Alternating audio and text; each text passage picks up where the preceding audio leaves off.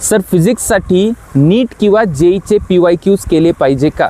या प्रश्नाचं उत्तर देण्याआधी तुम्ही माझ्या एका प्रश्नाचं उत्तर द्या की मागच्या 5 वर्षाचे CETचे PYQs तुमचे झालेत का? आपल्याला 50 पैकी साधारण 40 ते 45 मार्क हे प्रेडिक्टेबल असतात.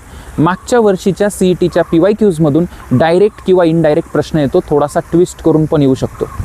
आता जर तुम्ही बघायला गेलं फिजिक्सला 16 चॅप्टर आहेत 12वीला आणि 11वीला टोटल माझ्याकडे 9 चॅप्टर आहे. जर एरर ॲनालिसिस आणि वेक्टर पण ॲड केलं तर ऑन ॲन ॲव्हरेज 200 प्रश्न जर पकडले आपण, 25 चॅप्टर झाले तर 25 × 200 पकडले तर 5000 प्रश्न आहेत माझ्याकडे. चला 5000 नसतील तर 3000 तर 100% असतील.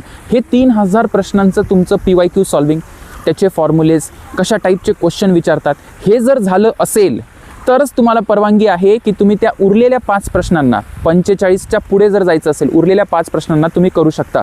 आता त्या 5 प्रश्न ते कुठून येतील हे कोणालाच माहिती नाही. CETचा सोर्स काय पेपर काढायचा हे कोणाला माहिती नाही. मग हे कुठूनही येऊ शकतात. मग नीट आणि जेईचे PYQ तुम्ही करू शकता. नीटपासून स्टार्ट करा, कारण जेईला काय ना थोडीशी लेवल जास्त असते, प्रश्नांना सॉल्व करायला टाईम जास्त लागतो, म्हणून CET बरेचदा ते प्रश्न विचारत नाही.